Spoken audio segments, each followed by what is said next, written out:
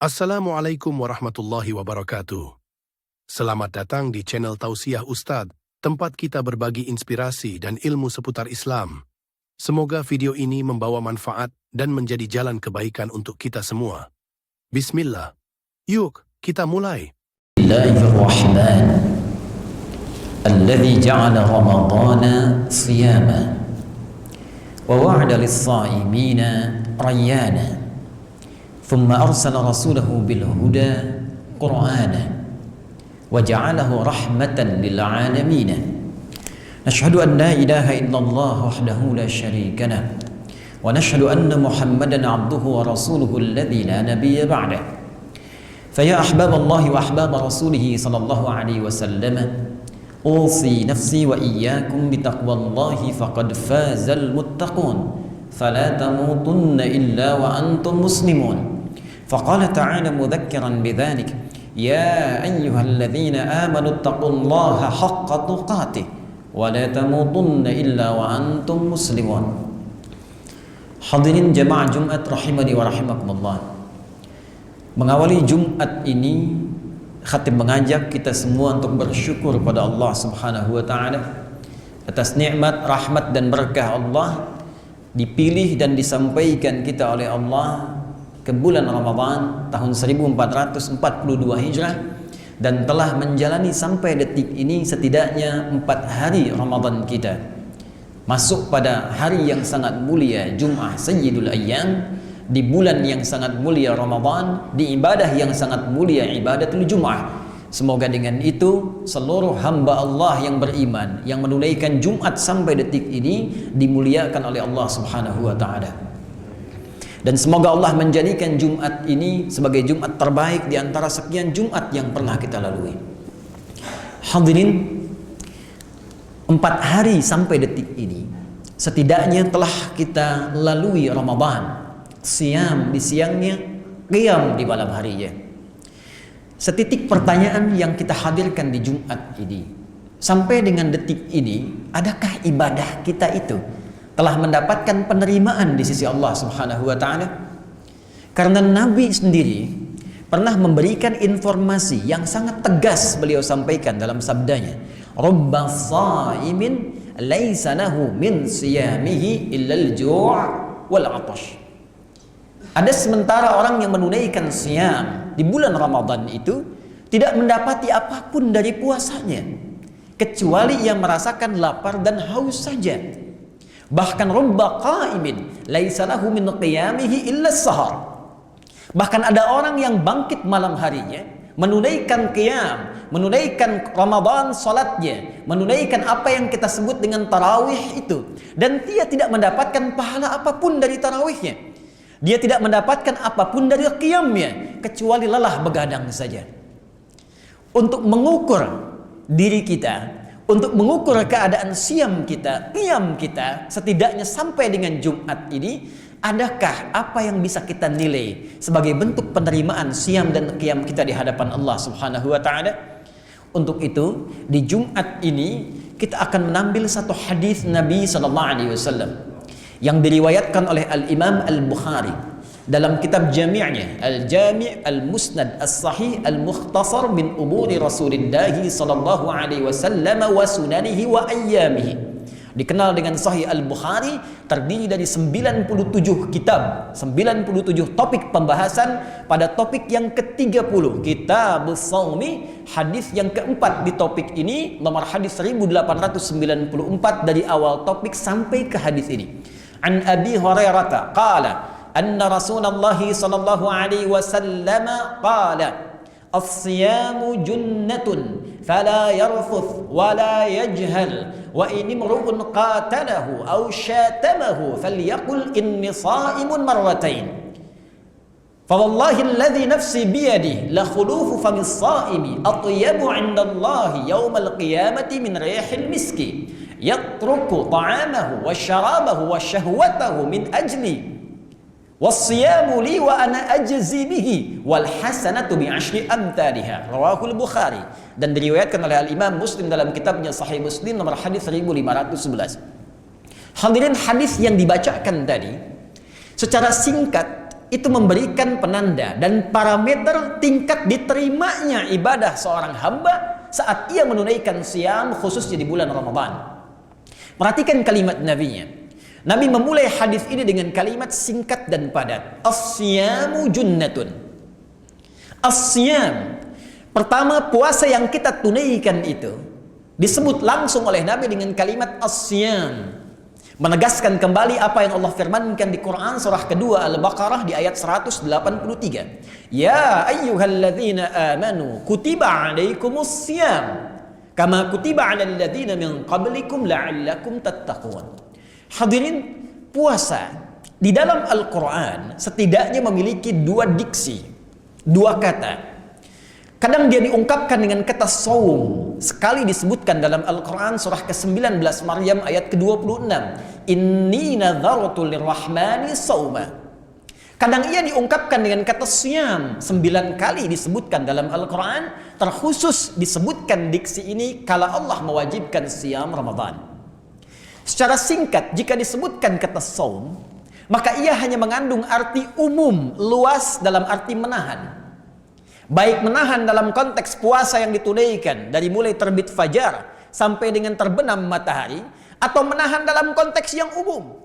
Anda tidak ingin makan pokok tapi masih makan ringan, itu saum, menahan. Anda tidak ingin bicara saat ini, itu saum. Anda tidak ingin tidur dulu, itu saum secara bahasa. Karena itu Sayyidah Maryam alaihissalam, beliau masih makan, fakuli washrabi. Di ayat dimaksud, masih makan, masih minum, tapi diminta oleh Allah, kamu jangan bicara. Saum dari bicara. Biarkan bayi yang baru kamu lahirkan, itu yang bicara untuk menunjukkan mukjizat di hadapan Allah subhanahu wa ta'ala, dan membebaskan engkau dari tuduhan zina. Inni nadhartu lirrahmani sauma. Katakan, saya sedang saum kepada Allah Ar-Rahman, diminta untuk tidak bicara. Biarkan bayi yang bicara. Tapi kalau disebutkan kata siyam, maka hanya ada satu pemaknaan. Puasa dalam pengertian syariat. Puasa menahan dengan aturan tertentu, menahan dengan hukum tertentu. Ada ketentuannya, dia tidak bisa bebas. Karena itu ketika disebutkan kata siyam yang dimulai prosesnya dari mulai terbit fajar subuh sampai dengan maghrib itu disertai aturan-aturannya, hukum-hukumnya. Ada yang diperkenankan, ada yang dilarang, ada yang dianjurkan, ada yang harus dijauhi. Karena itu ketika kalimatnya menggunakan kata siyam, maka puasa yang ditunaikan diikat dengan hukumnya, diikat dengan aturannya, ada ketentuannya. Apalagi kalau kalimatnya ditambahkan alif lam, as-siyam. Ya ayyuhalladzina amanu kutiba alaikumus siyam. As-siyamu junnatun. Nabi tidak mengatakan siyam tapi as-siyam. Allah tidak memfirmankan siyam tapi kutiba alaikumus siyam. Menggunakan alif lam menunjuk makna ta'rif, sesuatu yang khusus, aturan spesifik, hukumnya jelas. Artinya apa? Kalau ada orang dari lafaz ini saja, orang yang puasa tapi tidak ikut aturannya, tidak mengikuti ketentuannya, tidak mengikuti hukumnya, maka jangan diharapkan, kata Nabi, puasanya sukses di hadapan Allah dan Rasulnya. Maka jangan diharapkan puasanya mendapatkan pahala. Maka jangan diharapkan puasanya menghadirkan feedback dalam interaksi kehidupannya.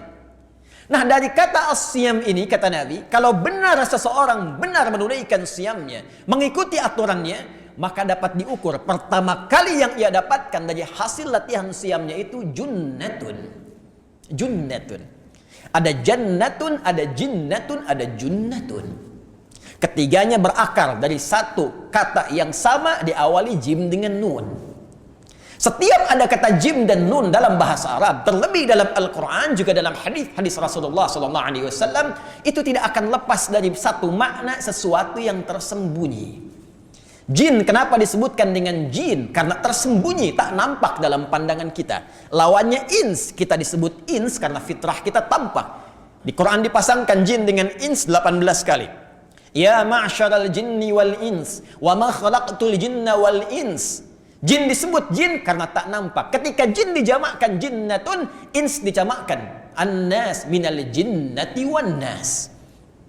Jannah, surga. Kenapa disebut dengan jannah? Karena saat ini belum tampak dalam pandangan kita. Nanti saat kembali kepada Allah, mendapatkan rahmat Allah, baru diperlihatkan kepada kita dan diberikan kesempatan untuk berinteraksi dan hidup di dalamnya. Jinnatun, jannatun. Junnatun berarti perisai. Tapi bukan perisai biasa. Karena ada perisai yang tampak seperti dalam dunia militer dulu masa klasik. Ada orang memegang tameng disebut dengan rida atau rid'un, tampak. Tapi kalau perisainya tidak tampak, tak kelihatan, tak kasat mata, dia sifatnya imajiner, maka disebut dengan junnatun. Dan bukan sembarang perisai. Perisai ini lahir, dihasilkan dari karakteristik yang terbangun saat kita ditempa menunaikan ibadah puasa itu. Bukankah saat siam kita dilatih meningkatkan ibadah? Salatnya meningkat, jangankan fardunya, malamnya, siangnya, sunnahnya Anda kejar. Bukankah salat tarawih itu sunnah? Bukankah rawatib itu sunnah? Ramadan jangankan fardu, Anda tertinggal sunnah, Anda bisa gelisah. Interaksi dengan Al-Quran meningkat, infak meningkat. Saat yang bersamaan kita pun mencoba menjauhi hal yang dilarang.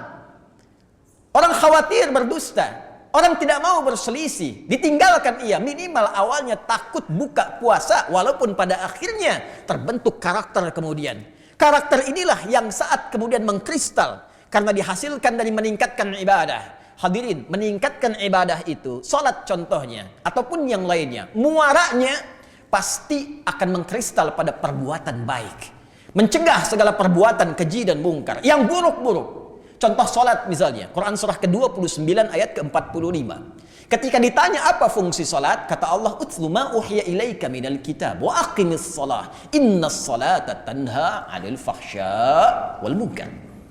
Baca, pahami sebelum engkau menunaikan sholat. Jangan sampai saat sholat engkau nggak ngerti apa yang dibaca dalam sholatmu. Bagaimana engkau bisa khusyuk sementara engkau tak paham apa yang dibaca, tak ngerti apa yang diungkapkan.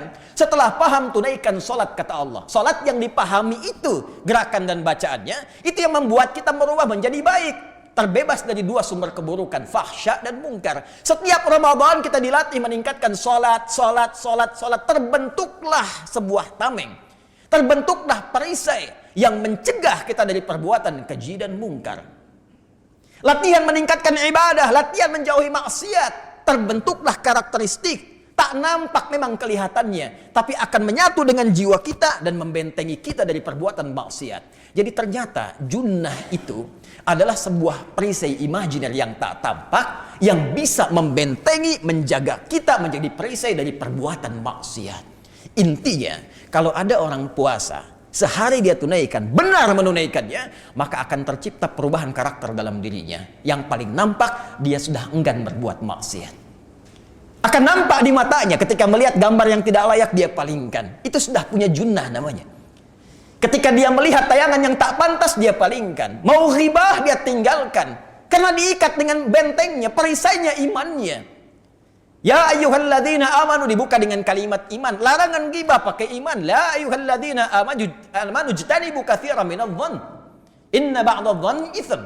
Selanjutnya la yaghtab ba'dukum ba'dha. Dibuka dengan iman. Larangan mencela pakai iman. Ya ayyuhalladzina amanu la yaskhar qaumin qaum. Jadi kalau puasanya benar, kata Nabi, karena dia latihan sholatnya benar, baca Qur'annya benar, tilawahnya benar, infaknya benar, maka akan membentuk benteng dalam dirinya yang mencegah dia dari perbuatan maksiat. Itulah junnah. Pertanyaan khatib pada diri sendiri dan kita semua, sampai hari keempat ini, sudah muncul belum junnahnya? Atau sampai detik ini masih gemar membicarakan orang lain? Masih terdorong untuk berselisih? Masih gemar berbuat maksiat, mata melihat yang salah, telinga mendengar yang keliru. Mana junnahnya? Mana imannya? Karena iman itu kalau sudah jadi iman yang real, iman yang sejati, sampainya ke hati, bukan di lisan. Ketika seorang menjadi muslim, dia katakan asyhadu an la ilaha illallah wa asyhadu anna muhammadar rasulullah. Kalimat tauhidnya, kalimat imannya itu baru di lisannya. Dia harus menjadikan kalimat iman ini sampai ke dalam hatinya, ke jiwanya. Quran surah ke-49 ayat ke-14. Qalatil a'rabu amanna qul lam tu'minu walakin qulu aslamna walamma yadkhulul imanu fi qulubikum. Ada orang Arab Badui dulu berkata, "Ya Rasulullah, kami sudah beriman." Kata Nabi, turun wahyu mengatakan, "Hei, katakan kepada mereka, kalian belum beriman serius. Kalian baru muslim, baru mengatakan di lisan kalian. Kalau sekarang baru mengatakan saya Muslim, di KTP tertulis saya Islam, tapi iman yang diucapkan di lisan itu dalam syahadat belum sampai ke jiwa. Kalau sampai ke dalam jiwa, maka dia akan jadi cahaya, yang cahaya itu akan memberikan rambatan pada setiap anggota tubuh. Maka matanya akan memandang dengan imannya, telinga akan mendengar dengan imannya, lisan akan bicara dengan imannya. Karena bicaranya pakai iman, silahkan cek semua fungsi anggota tubuh kita. Itu dalam Al-Quran umumnya dibuka dengan kalimat iman. Lisan, ya ayyuhalladzina amanu, iman dulu, la yasraq qaumin qaum. Mata, wa kullil mu'minina, iman dulu, yaghuddu min absarihim. Wa kullil mu'minati yaghdudna min absarihinna. Setiap langkah perbuatan kita dibuka dengan kalimat iman. Orang beriman kata Allah gak mungkin mencuri. Orang beriman gak mungkin korupsi. Orang beriman gak mungkin sengaja berselisih, sengaja bergosip. Dan puasa dibuka dengan kalimat iman. Ya ayyuhalladzina amanu. Karena itu sampai detik ini, junnah itu apakah sudah kita dapatkan? Sudahkah kita raih? Karena itu untuk menutup khutbah yang pertama ini, Nabi tegaskan untuk mengecek apakah junnah sudah bisa diraih. Kata Nabi, fala yarfuth wala yajhal. Orang yang sudah mendapatkan junnah itu akan meninggalkan perbuatan rafath dalam siamnya. Rafath kata-kata kotor yang jorok, kata-kata tak pantas, membicarakan hal yang jelek, berkata yang sia-sia. Sampai Nabi berkata, man kana yu'minu billahi wal yaumil akhiri falyakul khairan aw liyasmut. Siapa yang masih merasa beriman pada Allah dan hari akhir, maka lisannya hanya akan terjaga berkata yang baik, kalau tak mampu dia diam. Maka ciri pertama kata Nabi, orang yang sudah mendapatkan junnah akan terlihat di lisannya. Kedua, wala yajhal, tidak berbuat hal yang tak pantas, tindakan-tindakan bodoh, baik maksiat ataupun tindakan yang tidak ada nilainya, nggak ada faidahnya. Berbuat sesuatu yang tidak ada nilainya, nggak ada faidahnya, nggak ada manfaatnya, baik untuk agama atau juga dalam kegiatan hariannya. Yajhal. Dan terakhir, wa ini mru'un qatalahu aw syatamahu falyaqul inni shaimun marratain. Kalaupun ada yang provokasi kepadanya, dalam konteks kekinian di media sosial kah, dalam kehidupan real kah, mengajak berselisih, ada yang mencela, menghina, dia bisa menahan diri dan mengatakan pada dirinya, saya sedang puasa. Saya sedang puasa. Kalau ada yang bisa mengerjakan itu, walaupun belum tuntas ke Ramadannya, maka ada satu jaminan dahsyat yang Nabi janjikan. Lewat satu keterangan lanjutan hadis ini yang kita akan teruskan dalam khutbah yang kedua. Barakallahu li wa lakum fil Qur'anil azim wa nafa'ani wa iyyakum bima fihi minal ayati wa dzikril hakim wa taqabbal minni wa minkum tilawatahu innahu huwas samiul alim. Ud'ullaha yastajib lakum. Terima kasih sudah menonton. Jangan lupa like, share, dan subscribe untuk mendukung dakwah ini. Sampai jumpa di video berikutnya. Wassalamualaikum warahmatullahi wabarakatuh.